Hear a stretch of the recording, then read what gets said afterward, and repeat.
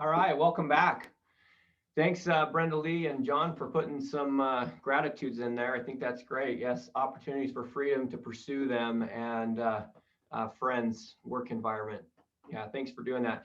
And anyone else, put your gratitudes in there. Write them down. I hope you took some time there to do that.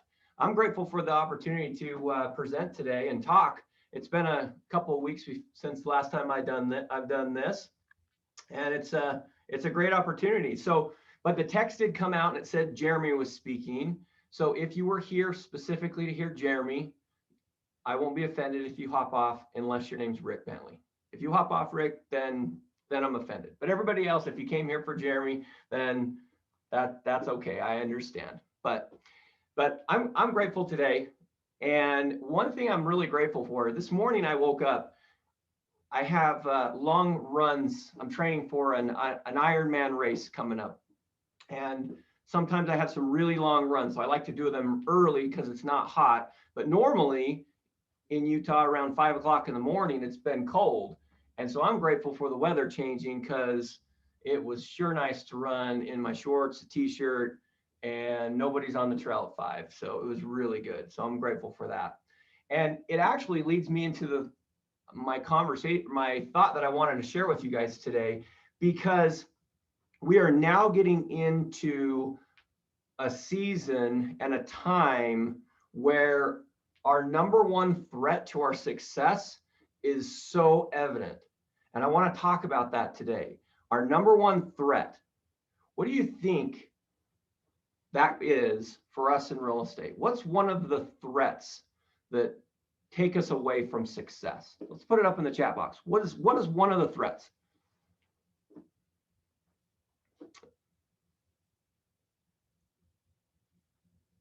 No listings? Yeah. Okay. What else do we got? What are some threats that stop us from succeeding?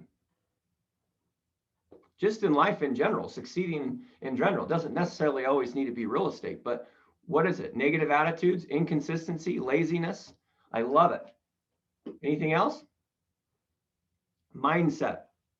Mindset's big.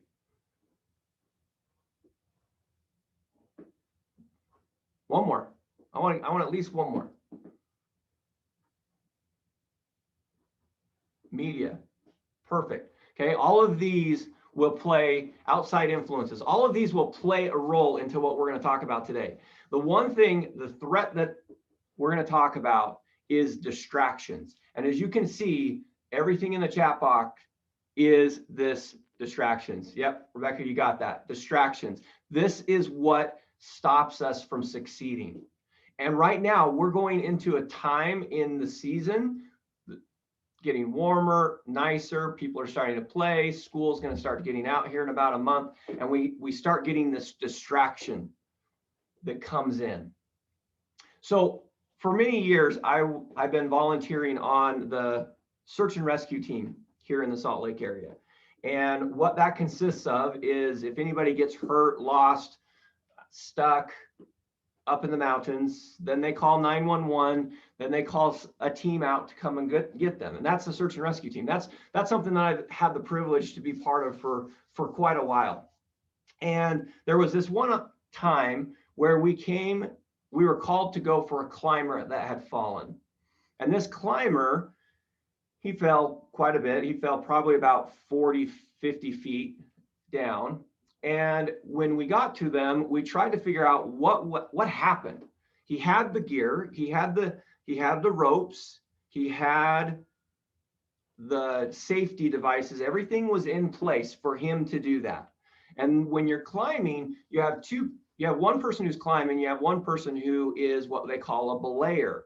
This is somebody who is watching the rope and holding the rope so that if the climber actually falls, they can stop the fall. So they can hold the rope, and the climber, when he comes off the wall, he's not going to go any further than the amount of time that it gets him to grab the rope.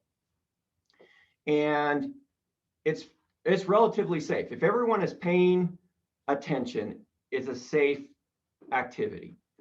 In this particular case, the belayer, the guy on the bottom that was in charge of watching the rope, was on his phone, and he was a little bit distracted. He was doing whatever he was doing on the phone while his climber was climbing, and the climber kept going higher and higher and higher. And he got to the point where the end of the rope came through his hands, and as soon as he came through his hands, the climber fell, and he had no rope to hold on to. That climber fell. Now, was the climber doing anything wrong? No, but distractions still ruined the opportunities for them. And that's the thing that I want you to look at is there's so many distractions for us. And at one point, like probably 10, 15 years ago, it was one of those situations where if you wanted to be distracted, you had to go out and find the distractions. They weren't there. Back before we had the cell phones, back before the internet, if you wanted to get in trouble, you would actually have to leave your house, go out and look for problems there. That's why my parents gave curfews, because they said, problems happen after this time, and which is now it's kind of a little bit ridiculous. Problems can happen all the time, but they were very convinced if you're not home by 10 o'clock or 11 o'clock, that's when bad things happen. So you need to get home. And that was just, 15, 20 years ago. Now, I guess it's probably been at least 20 years ago that they had that. But now, what's the difference? What's the difference that we have? Instead of going out for these distractions, looking for distractions, these distractions are coming at us. They're coming at us in the form of the phone, in the form of the media, in the form of the social media, form of the other people that are around us. Distractions are coming in. All of these things that we put here, the media, the outside influences, your mindset, negative attitude, all of this plays a role into these distractions that make it so that we can't succeed at a high level. And that's one thing that I really want to talk about today is look into your business and see what distractions are you taking you away from your ultimate goals that you set for yourself. See, they've said that obesity is not food overload, it's food overconsumption. There's going to be a lot of food. You're just consuming too much of it. It's the same thing with the distractions. There is some good stuff out there. There's some good things for us, but when we have overload, we have the same problem. Stress, distractions, all of this influences our decisions that we make on a daily basis. The more overwhelmed we are, the more we search for ways to cope with these distractions. And that's the challenge we have in real estate is there's too many things that are going on. There's too many opportunities for us to be distracted. In fact, I was looking at some statistics the other day that was kind of fun, just to give you an idea. They say the average 13 to 17-year-old exchanges 4,000 text messages every month, probably more now, it seems like, but one every 6 minutes they're awake. 53% of people report checking email while driving. 61% continue to check emails on vacation. I think as real estate agents, I would say we're probably more like in the 80 to 90% range checking email while we're on vacation. One study shows office workers check email 40 times per hour.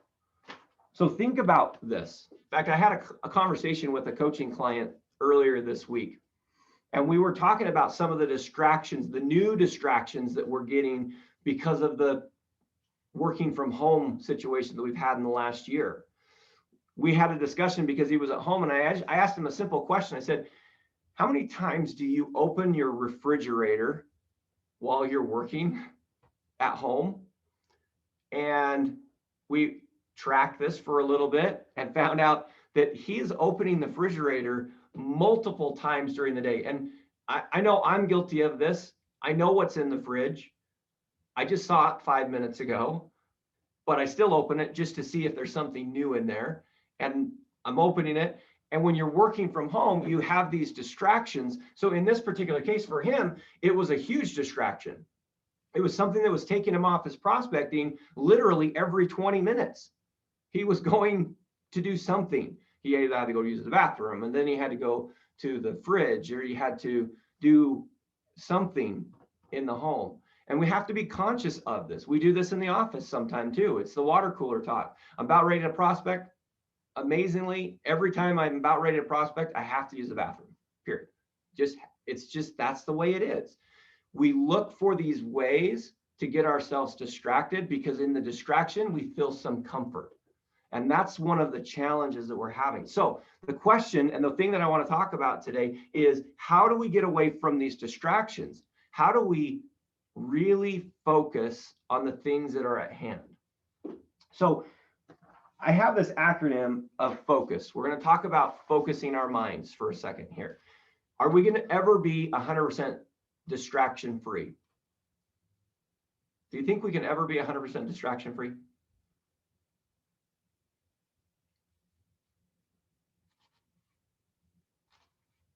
Anybody there? Nobody there?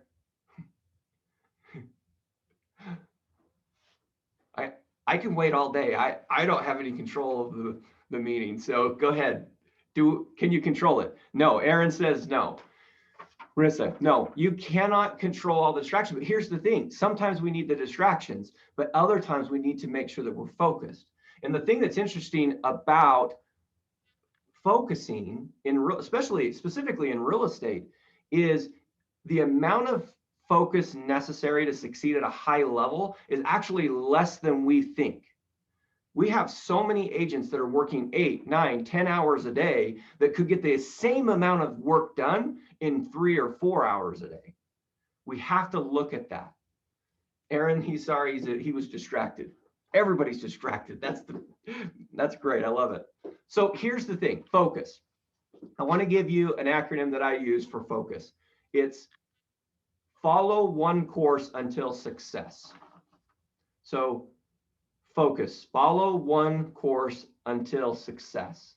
That's what focus is to me. It's something that we're going to go one course, one direction until success. So there's a story that I heard about Richard Branson. Richard Branson, he's, as some of you probably know, Virgin Records, he owns like 500 companies, but he's a billionaire. He's known for doing extravagant things and being very creative, but he's very successful at what he does. And there was this group, a university, that wanted him to come speak at one of their graduation ceremonies. They wanted him to come out there and do that. And it wasn't just a basic university. It was a big university that wanted to do this. And so they reached out to a mutual friend who knew him and said, will you ask him if he will come and do this keynote speech for our group, and we'll pay him for it. We'll pay him $100,000 to come and speak at our group. And so he went back and he asked the assistant to Richard Branson about whether he would speak. And the assistant came back and he said, he will not do that. So they went back to the school, and the school said, well, we really want to do this. We really want to make this possible.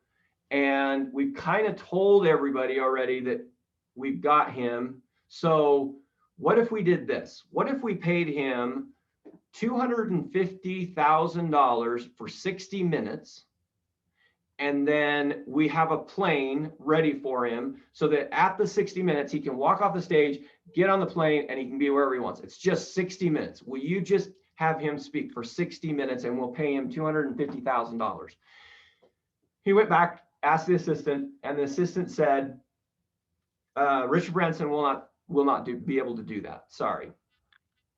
So they went back to the school and said, no, that's not possible. And the school says, they were really frustrated now. They're like, just name your price, whatever it is. We will pay whatever price he wants. We want him to be here. We need him here. We're already planning on it. We need him. Just name the price. We'll pay it. So he goes back, they go back to the assistant and they ask the assistant, they say, you know, just name your price, whatever price it is. And the assistant said, this is the words that she said. She said, Richard Branson has 3 priorities right now, and speaking for a fee is not one of them. He will not do it. And I want you to think about this for a second.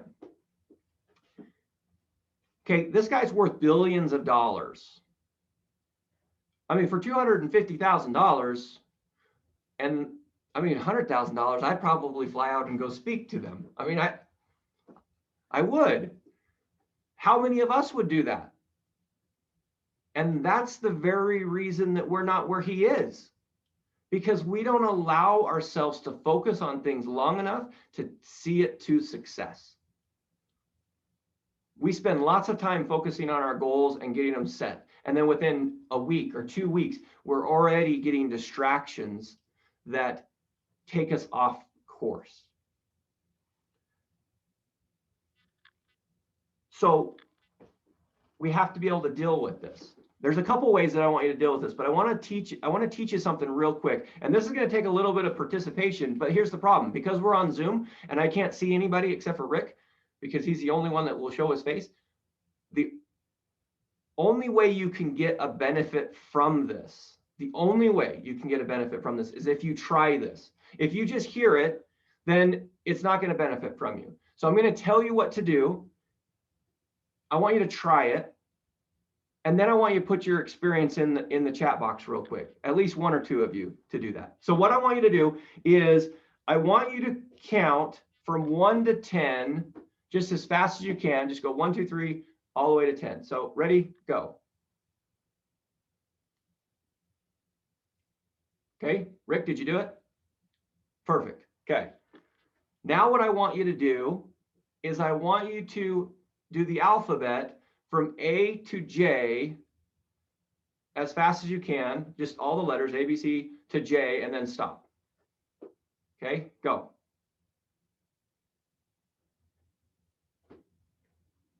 Okay, you get that? Okay, perfect. So how many people thought that was easy? Was that easy to do? Perfect. Marissa says it's easy. Yes. Okay. Now, what I want you to do is I want you to change this now. And now what I want you to do is we're going to do the same thing, but what I want you to count is when you say A, or when you say 1, I want you to say A, 2, B, 3, C, and I want you to go to 10, and I want you to go to J, to the very end. Ready? Go.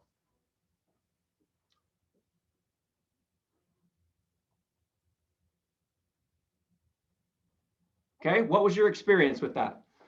Somebody jump on the chat and just say what your experience was. Was it hard? Was it easy? What happened? A little tougher. Stumbled. Wasn't even done when you started talking. Still haven't finished. Perfect. Aaron's finished now. It was hard, right? But here's the thing that's interesting. These 2 tasks, when we first did this, okay, when I asked you to go 1 to 10, it was not hard. We know how to count. 1, 2, 3, 4, 5, 6, 7, 8, 9, 10. It's easy. We can do that. We're really working from our subconscious here. We can do that. Then when I asked you to do the alphabet, it wasn't hard at all. Why is it that when we merge the 2 and try to do them together, it becomes harder for us? Why do you think it's harder when we merge 2 things that are easy together?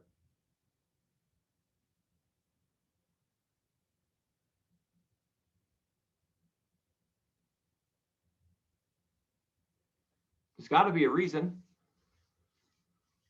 Aaron, it took you a little longer to finish. What did you think? Can't chase the rabbits and expect to catch either. I love it. Perfect. Okay. We do the same thing in our real estate career, in our real estate business. We try to multitask. We try to make things, juggle these distractions so that we can be effective. And then we look at it and say, I wonder why things are slower for me. I wonder why I can't do that like I used to. And then we get frustrated because like, well, if I count, I'm good at that. If I do the ABCs, I'm good at that. I do them together and that's all a mess. It's the same thing that we do every day in our business, is we start mixing the two. So here's my challenge, and here's what I want you to try. So if anyone in here likes music and has ever played music before, if somebody if I said the word a jam session, what would that be? In the music world, when somebody goes on a jam session, what does that actually mean?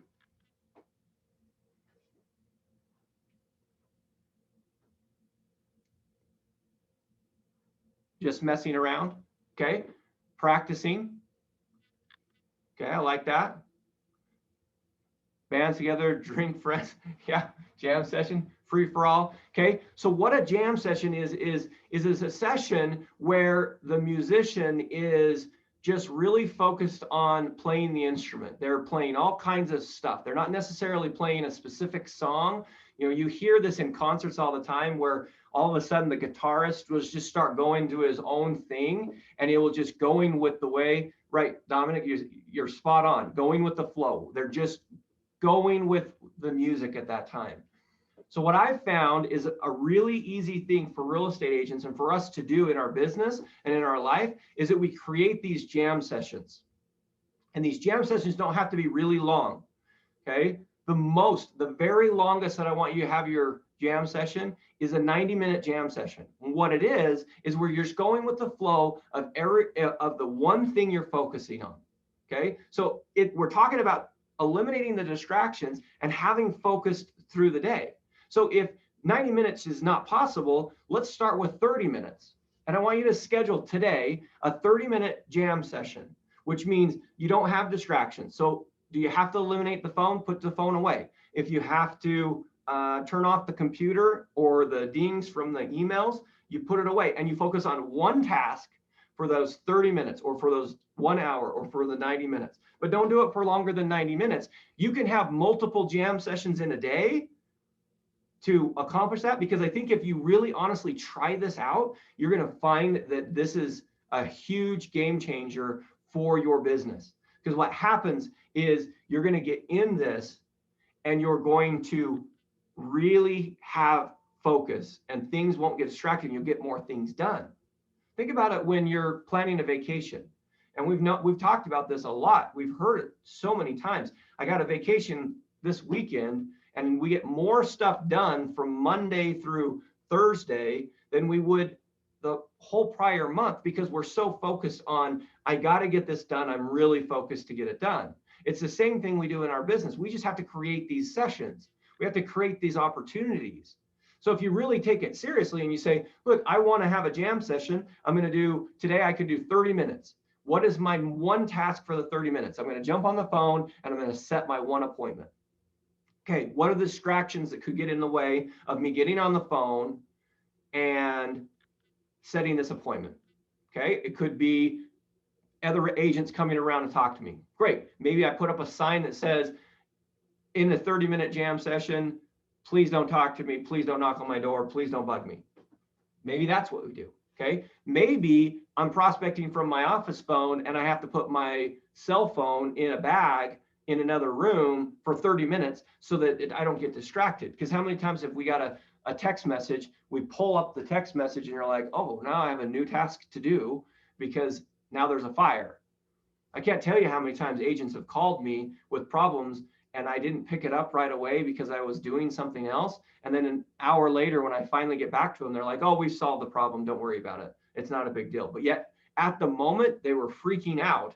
And if I would have engaged in that at that time, I would have got off my focus. Okay. So whatever it needs to be for you, focus that time for that. And it doesn't always have to be the real estate. I want you to look at your goals. What are your top 3 goals? What is one thing you're going to do today that's going to propel you towards the goal that you set for yourself? Set 30 minutes aside where you're going to only focus on that. And I would literally put your phone, a timer on it and say 30 minutes, that's my focus. That's my jam session. That's what I'm going to do today. And if I do that, then I'll move on to the next thing and we're fine. Or you can keep going on, it doesn't matter, but it's that focused time. It's taking the ABCs and the 1 through 10, and you take both of those and you say, I'm going to just focus on learning the ABCs right now. I'm going to get the ABCs down, or I'm going to focus on the 10s. I'm going to get the 10 down. Whatever it is for you, that's the challenge that we're having right now, is we're so distracted. So focus on this, make this a priority for you. And even if it's just 30 minutes, then you can go back to being distracted. Pull your phone out, do your social media, then do another one. And you'll get stronger and you'll get better, and you'll find that you'll really love these jam sessions, and you'll start wanting to do, a couple in a day. And you'll say, right now, this is my task. This is what I'm going to do. No distractions. Got my blinders on. Boom. I'm going that way. If the climber at the start, when I was telling you the story of the climber that let his friend fall because he wasn't paying attention to the end of the rope. He knew how long the rope is. He just wasn't paying attention to it. If he would have been focused, laser focused for literally 20 minutes of a climb, his friend would have been fine and everything would have been good. Don't let that happen to your business. Don't let your business fall because you're unwilling to focus for a small amount of time to move you to the next level. So my challenge for you today is to put this jam session into your life. Try it for 30 minutes today. Try it. Eliminate the distractions. If it doesn't work, see why it didn't work, fix it, and try it again. And that's going to make a huge difference in your business. Even 30 minutes every day is going to make a huge difference if you're just focused on the one path. Follow one course until success. That's focus. That's what we can do. So that's my challenge. Let's end it today with some affirmations. Thanks for the opportunity.